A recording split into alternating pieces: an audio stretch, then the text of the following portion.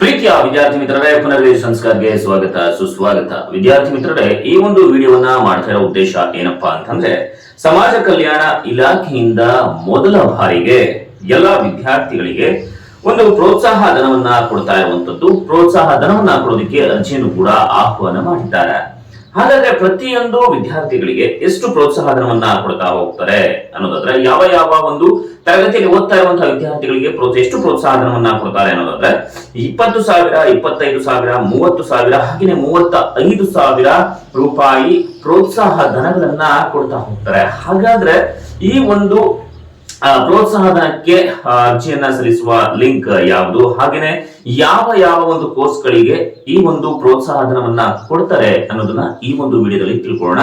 ಅಕಸ್ಮಾತ್ ನೀವೇನಾದ್ರೂ ಕೂಡ ಹೊಸದಾಗಿ ನಮ್ಮ ಚಾನಲ್ಗೆ ಭೇಟಿಯನ್ನ ಕೊಟ್ಟಿದ್ರೆ, ಇನ್ನೂ ಕೂಡ ನಮ್ಮ ಚಾನಲ್ಗೆ ಸಬ್ಸ್ಕ್ರೈಬ್ ಮಾಡಿಲ್ಲ ಅಂತಂದ್ರೆ ಸಬ್ಸ್ಕ್ರೈಬ್ ಮಾಡಿ. ಯಾಕಪ್ಪ ಅಂತಂದ್ರೆ ಮುಂದೆ ಬರುವಂತಹ ಮಾಡಲ್ ಕ್ವೆಶ್ಚನ್ ಪೇಪರ್ಸ್ ಆಗಿರ್ಬಹುದು, ಅದಕ್ಕೆ ಆನ್ಸರ್ಸ್ ಆಗಿರ್ಬಹುದು, ಸ್ಕಾಲರ್ಶಿಪ್ ಅನೌನ್ಸ್ಮೆಂಟ್ ಆಗಿರ್ಬಹುದು, ಉದ್ಯೋಗಕ್ಕೆ ಸಂಬಂಧಪಟ್ಟಂತಹ ಮಾಹಿತಿಗಳಾಗಿರ್ಬಹುದು, ಎಲ್ಲವನ್ನೂ ಕೂಡ ನಾವು ಅಪ್ಲೋಡ್ ಮಾಡ್ತಾ ಹೋಗ್ತಾ ಇರ್ತವೆ. ಎಲ್ಲ ಮಾಹಿತಿಗಳನ್ನ ಮೊದಲಿಗೆ ತಿಳಿಸ್ಕೊಡ್ತಾ ಹೋಗ್ತಾ ಇರ್ತವೆ.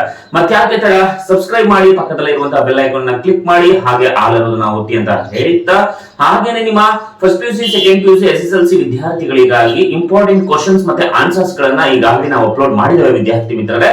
ಸೊ ನೀವು ಆ ಎಲ್ಲಾ ವಿಡಿಯೋಗಳನ್ನ ನೋಡಿಕೊಂಡು ಅತ್ಯದ್ಭುತವಾಗಿ ಒಳ್ಳೆಯ ಅಂಕಗಳನ್ನು ಕೂಡ ಗಳಿಸಬಹುದು. ಸಂಪೂರ್ಣವಾಗಿ ಈ ವಿಡಿಯೋವನ್ನ ನೋಡಿ, ಖಂಡಿತ ನಿಮ್ಗೆ ಈ ವಿಡಿಯೋ ಸಹಾಯ ಆಗುತ್ತೆ. ಹಾಗೇನೆ ಈ ಒಂದು ವಿಡಿಯೋವನ್ನ ಎಲ್ಲರಿಗೂ ಕೂಡ ಶೇರ್ ಮಾಡಿ ವಿದ್ಯಾರ್ಥಿ ಮಿತ್ರರೇ.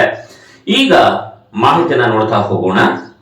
ನಿಮ್ಮ ಖಾತೆಗೆ ಹಣ ವರ್ಗಾವಣೆ ಆಗುತ್ತೆ. ಎಲ್ಲಿಂದಪ್ಪ ಅಂತಂದ್ರೆ, ಸಮಾಜ ಕಲ್ಯಾಣ ಇಲಾಖೆ ಏನ್ ಮಾಡಿದೆ, ಇದೇ ಮೊದಲ ಬಾರಿಗೆ ಪ್ರಪ್ರಥಮವಾಗಿ ಪ್ರಥಮ ದರ್ಜೆಯಲ್ಲಿ ವಿವಿಧ ಕೋರ್ಸ್ ಅಲ್ಲಿ ಉತ್ತೀರ್ಣರಾದಂತವರಿಗೆ, ಅಂದ್ರೆ ಪ್ರಥಮ ದರ್ಜೆಯಲ್ಲಿ ಉತ್ತೀರ್ಣರಾದಂತವರಿಗೆ ಪ್ರೋತ್ಸಾಹ ಧನವನ್ನ ನೀಡೋದಕ್ಕೆ ಅರ್ಜಿಯನ್ನ ಆಹ್ವಾನ ಮಾಡಿರುವಂತದ್ದು.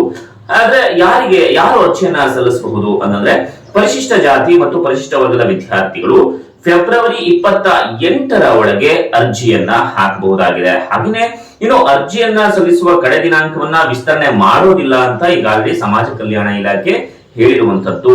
ಹಾಗಾದ್ರೆ ಯಾವ ಯಾವ ಒಂದು ಕೋರ್ಸ್ ನಲ್ಲಿ ಓದ್ತಾ ಇರುವಂತಹ ವಿದ್ಯಾರ್ಥಿಗಳು ಈ ಒಂದು ಪ್ರೋತ್ಸಾಹ ಧನಕ್ಕೆ ಅರ್ಜಿಯನ್ನ ಸಲ್ಲಿಸಬಹುದು, ಹಾಗೇನೆ ಎಷ್ಟು ಸ್ಕಾಲರ್ಶಿಪ್ ಬರುತ್ತೆ ಅನ್ನೋದನ್ನ ನೋಡೋದಾದ್ರೆ, PUC ನಲ್ಲಿ ಓದ್ತಾ ಇರುವಂತಹ ವಿದ್ಯಾರ್ಥಿಗಳು, ಡಿಪ್ಲೊಮಾದಲ್ಲಿ ಓದ್ತಾ ಇರುವಂತಹ ವಿದ್ಯಾರ್ಥಿಗಳು ಈ ಒಂದು ಅರ್ಜಿಯನ್ನ ಸಲ್ಲಿಸಬಹುದಾಗಿದೆ. ಇವರಿಗೆ ಎಷ್ಟು ಬರುತ್ತೆ ಅಂದ್ರೆ 20,000 ರೂಪಾಯಿಗಳು ಬರುತ್ತೆ. ಹಾಗೆಯೇ ಪದವಿ ಓದ್ತಾ ಇರುವಂತಹ ವಿದ್ಯಾರ್ಥಿಗಳಿಗೆ 25,000, ಪದವಿ ಓದ್ತಾ ಇರುವಂತಹ ವಿದ್ಯಾರ್ಥಿಗಳು ಕೂಡ ಅರ್ಜಿಯನ್ನ ಸಲ್ಲಿಸಬಹುದು.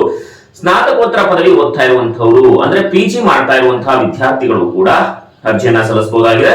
ಇವರಿಗೆ ಪ್ರೋತ್ಸಾಹಧನ 30,000 ರೂಪಾಯಿಗಳು ಬರುತ್ತೆ. ಇನ್ನು ಕೃಷಿ ಇಂಜಿನಿಯರಿಂಗ್ ವಿದ್ಯಾರ್ಥಿಗಳಿಗೆ 35,000 ಪ್ರೋತ್ಸಾಹ ಧನವನ್ನ ನೀಡಲಾಗುತ್ತೆ ವಿದ್ಯಾರ್ಥಿ ಮಿತ್ರರೇ. ಹಾಗೆಯೇ ಈ ಒಂದು ಅಪ್ಲಿಕೇಶನ್ ಅನ್ನ ಸಲ್ಲಿಕೆ ಮಾಡೋದಕ್ಕೆ, ಅರ್ಜಿಯನ್ನ ಸಲ್ಲಿಸೋದಕ್ಕೆ ಡಿಸ್ಕ್ರಿಪ್ಷನ್ ಬಾಕ್ಸ್ ನಲ್ಲಿ ಕೆಳಗೆ ಲಿಂಕ್ ಕೊಟ್ಟಿರ್ತೇನೆ. ಆ ಲಿಂಕ್ ನ ಸಹಾಯದಿಂದ ಅರ್ಜಿಯನ್ನ ನೀವು ಸಲ್ಲಿಸಬಹುದು. ಹಾಗೆಯೇ ವಿದ್ಯಾರ್ಥಿ ಮಿತ್ರರೇ, ಮತ್ತೊಂದು ವಿಷಯ ಏನಪ್ಪಾ ಅಂತಂದ್ರೆ, ನೀವೇನಾದ್ರೂ ಕೂಡ ಅರ್ಜಿಯನ್ನ ಸಲ್ಲಿಸುವಂತಹ ಸಂದರ್ಭದಲ್ಲಿ ನಿಮ್ಮ ಕಾಲೇಜ್ ಏನಾದ್ರೂ ಕೂಡ ಶೋ ಆಗ್ತಾ ಇಲ್ಲ ಅಂತಂದ್ರೆ, ಕಾಲೇಜಿನ ಹೆಸರು ಇಲ್ಲದೆ ಇರುವಂತಹ ಸಂದರ್ಭದಲ್ಲಿ ಕಾಲೇಜಿನ ಹೆಸರನ್ನ ಇಲಾಖಾ ವೆಬ್ಸೈಟ್ ನಲ್ಲಿ ಸೇರಿಸುವುದಕ್ಕೆ ಸಂಬಂಧಪಟ್ಟಂತಹ ಸಮಾಜ ಕಲ್ಯಾಣ ಇಲಾಖೆಯ ಅಧಿಕಾರಿಗಳ ಕಚೇರಿಗೆ ಅಥವಾ ಜಿಲ್ಲಾ ಪರಿಶಿಷ್ಟ ವರ್ಗದ ಕಲ್ಯಾಣ ಅಧಿಕಾರಿಗಳ ಕಚೇರಿಗೆ ಭೇಟಿಯನ್ನ ನೀಡಿ, ನಿಮ್ಮ ಕಾಲೇಜ್ ಏನಾದ್ರೂ ಕೂಡ ಶೋ ಆಗ್ತಾ ಇಲ್ಲ ಅಂತಂದ್ರೆ ಅಪ್ಲಿಕೇಶನ್ ಅಲ್ಲಿ ಹೋಗಿ ನೀವು ಸಂಪರ್ಕ ಮಾಡಿದ್ರೆ ಅವರು ನಿಮಗೆ ಸಹಾಯವನ್ನ ಮಾಡ್ತಾರೆ. ವಿದ್ಯಾರ್ಥಿ ಮಿತ್ರರೇ, ಮತ್ತ್ಯಾಕೆ ತಡ, ಅರ್ಜಿಯನ್ನ ಸಲ್ಲಿಸಿ. ಹಾಗೇನೆ ಈ ಒಂದು ವಿಡಿಯೋವನ್ನ ಎಲ್ಲಾ ವಿದ್ಯಾರ್ಥಿಗಳಿಗೂ ಕೂಡ ಶೇರ್ ಮಾಡಿ, ಎಲ್ಲರಿಗೂ ಕೂಡ ಸಹಾಯ ಆಗಲಿ ಅಂತ ಹೇಳ್ತಾ, ಸಂಪೂರ್ಣವಾಗಿ ಈ ವಿಡಿಯೋವನ್ನ ನೋಡಿದ್ದಕ್ಕಾಗಿ ಧನ್ಯವಾದಗಳು. ಜೈ ಹಿಂದ್, ಜೈ ಕರ್ನಾಟಕ ಮಾತೆ.